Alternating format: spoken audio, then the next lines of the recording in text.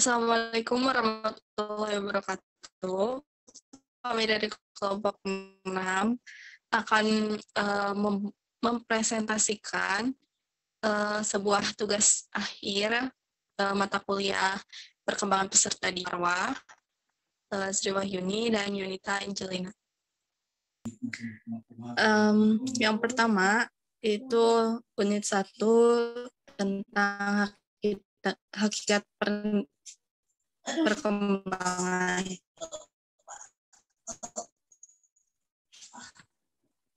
Next.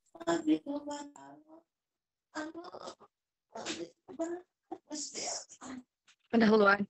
Perkembangan dimaknai sebagai suatu proses perubahan dalam diri individu atau organisme secara fisik maupun psikis menuju tingkat kedewasaan atau kematangan. Perkembangan itu berlangsung secara sistematis, progresif, dan berkesinambungan. Secara psikis, perkembangan mengarah kepada pembentukan kepribadian yang sangat menentukan seseorang dalam bersosialisasi. Pengertian perkembangan. Pada dasarnya, perkembangan mengacu pada perubahan sistematik tentang fungsi-fungsi fisik dan psikis.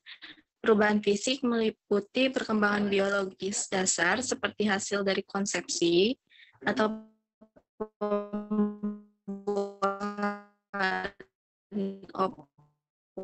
oleh sperma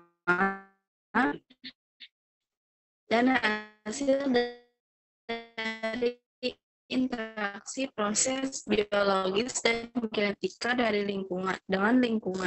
Sementara perubahan psikis menyangkut keseluruhan karakteristik psikologis individu seperti perkembangan kognitif, emosi, sosial, dan moral. Next.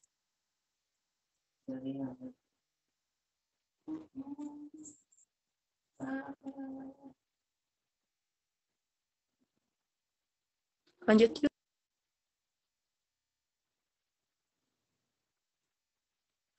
Ciri-ciri perkembangan. Mengenal ciri-ciri perkembangan dalam diri individu atau organisme dapat diuraikan sebagai berikut. Terjadinya perubahan ukuran dalam aspek fisik seperti tinggi badan, berat badan, dan organ-organ tubuh lainnya. Sedangkan aspek psikis semakin bertambahnya perbendaharaan kata dan matangnya kemampuan berpikir, mengangkat, serta menggunakan imajinasi kreatif. Next. Nah, pada unit 2, yaitu tentang karakteristik dan perbedaan individu.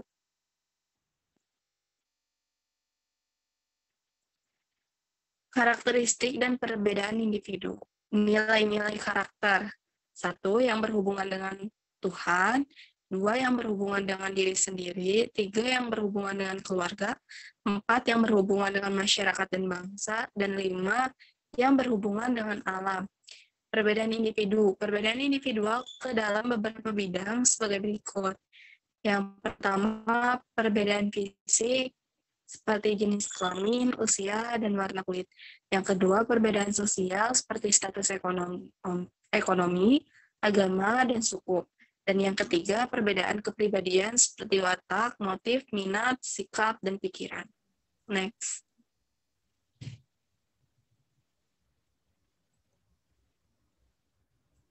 Nah, pada unit ketiga, yaitu tentang pertumbuhan dan perkembangan individu.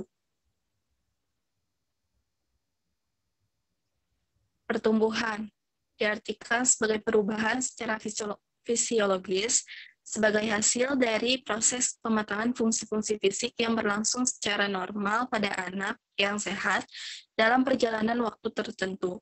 Sedangkan perkembangan adalah suatu proses yang menggambarkan perilaku kehidupan sosial psikologi manusia pada posisi yang harmonis di dalam lingkungan masyarakat yang lebih luas dan kompleks. Next. Faktor-faktor yang mempengaruhi pertumbuhan dan perkembangan individu. Yang pertama ada faktor-faktor yang terjadi sebelum lahir, seperti kekurangan nutrisi, janin terkena virus, keracunan, terinfeksi bakteri, ataupun terkena penyakit. Dan yang kedua, faktor ketika lahir atau saat kelahiran, seperti pendarahan, efek susunan saraf pusat.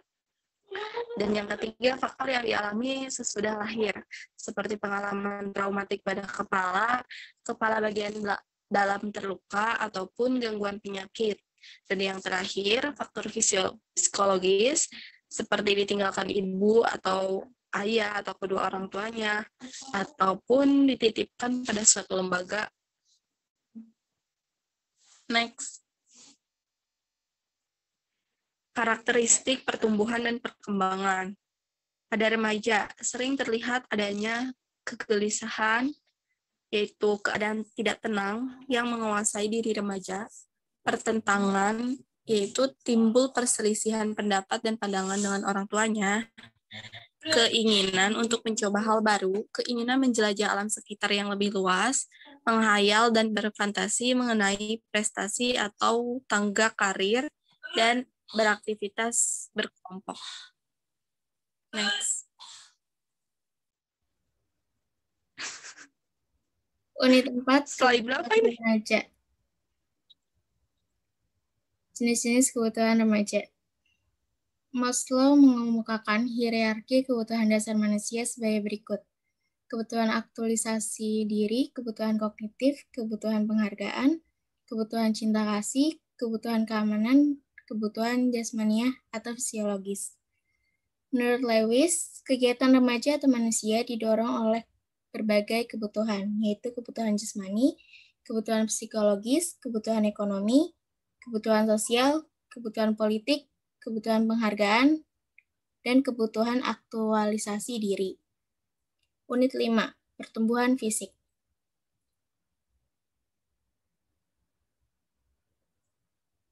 Penyebab pertumbuhan. Pertumbuhan fisik adalah perubahan-perubahan fisik yang terjadi merupakan gejala primer dalam pertumbuhan remaja. Perubahan-perubahan ini meliputi perubahan ukuran tubuh, perubahan proporsi tubuh, munculnya ciri-ciri kelamin yang utama atau primer, dan ciri-ciri kelamin kedua atau sekunder.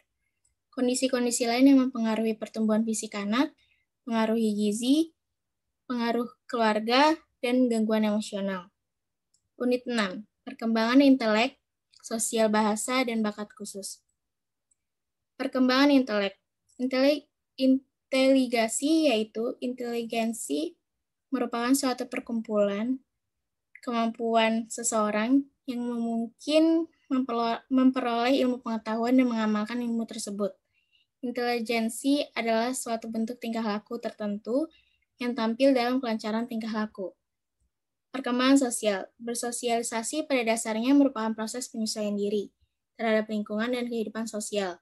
Bagaimana seharusnya seorang hidup di dalam kelompok, baik kelompok kecil maupun kelompok masyarakat luas. Perkembangan bahasa. Bahasa merupakan alat komunikasi yang digunakan oleh seseorang dalam pergaulannya atau hubungannya dengan orang lain. Bahasa merupakan alat bergaul. Oleh karena itu, penggunaan bahasa menjadi efektif sejak seorang individu memerlukan komunikasi dengan orang lain. Bakat khusus. Bakat adalah kemampuan alamiah untuk memperoleh pengetahuan atau keterampilan yang relatif. Bersifat umum, misalkan bakat intelektual umum atau khusus, atau bakat akademis khusus. Bakat khusus disebut juga talent. Bakat khusus adalah seseorang yang mempunyai kemampuan bawaan untuk bidang tertentu, misalkan bakat menggambar.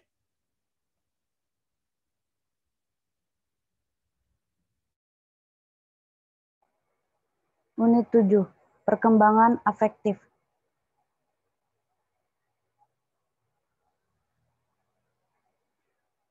A. Perkembangan emosi. Faktor-faktor yang mempengaruhi perkembangan emosi, kematangan dan belajar terjalin erat satu sama lain dalam mempengaruhi perkembangan emosi.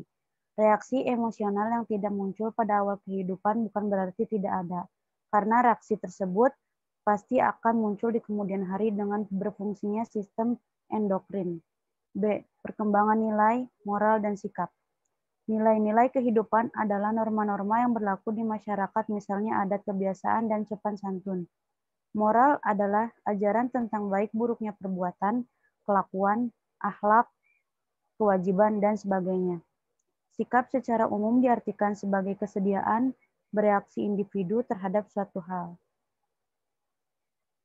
Unit 8. Penyesuaian diri remaja. Karakteristik penyesuaian diri. Tidak selamanya individu berhasil dalam melakukan penyesuaian diri, karena kadang-kadang ada rintangan-rintangan tertentu yang menyebabkan tidak berhasilnya melakukan penyesuaian diri. Penyesuaian diri secara positif, mereka yang tergolong mampu melakukan penyesuaian diri secara positif ditandai hal-hal berikut. 1. Tidak menunjukkan adanya ketegangan emosional. 2. Tidak menunjukkan adanya mekanisme-mekanisme psikologi. 3. Tidak menunjukkan adanya frustasi pribadi dan lain-lain.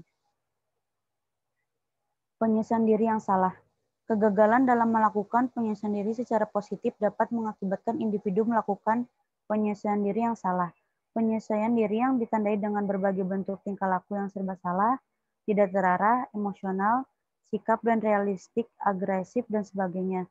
Ada 3 bentuk reaksi dalam penyesuaian yang salah, yaitu 1. Reaksi bertahan, 2. Reaksi menyerang, 3. Reaksi melarikan diri.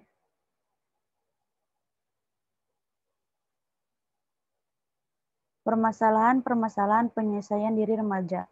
Di antara persoalan terpentingnya yang dihadapi remaja dalam kehidupan sehari-hari dan yang menghambat penyesuaian diri yang sehat adalah hubungan remaja dengan orang dewasa, terutama orang tua. Tingkat penyesuaian diri dan pertumbuhan remaja sangat tergantung pada sikap orang tua dan suasana psikologi dan sosial dalam keluarga. Contoh, sikap orang tua yang penolakan yang orang tua terhadap anaknya dapat dibagi menjadi 2 macam, yaitu 1. Penolakan mungkin merupakan penolakan tetap sejak awal, diamankan orang tua merasa tidak sayang kepada anaknya karena berbagai sebab mereka tidak menghendaki kehadirannya. 2. Bapak yang menolak anaknya berusaha menunjukkan anaknya dengan kaidah-kaidah kekerasan. Karena itu ia mengambil ukuran kekerasan, kejaman tanpa alasan yang nyata. Implikasi proses penyelesaian diri terhadap penyelenggaraan pendidik. Lingkungan sekolah mempunyai pengaruh yang besar terhadap perkembangan jiwa remaja. Sekolah selain mengembangkan fungsi pengajar juga fungsi pendidikan. Dalam kaitannya dengan pendidikan hal ini, peranan sekolah pada hakikatnya tidak jauh dari peranan keluarga, yaitu sebagai rujukan dan tempat perlindungan jika anak didik mengalami masalah. Oleh karena itulah, di setiap sekolah lanjutan ditunjukkan wali kelas, yaitu guru-guru yang membantu anak didik jika ia menghadapi kesulitan dalam belajar, dan guru-guru bimbingnya dan penyuluh untuk membantu anak didik yang mempunyai masalah pribadi dan masalah penyesuaian diri baik terhadap dirinya sendiri maupun terhadap tuntunan sekolah.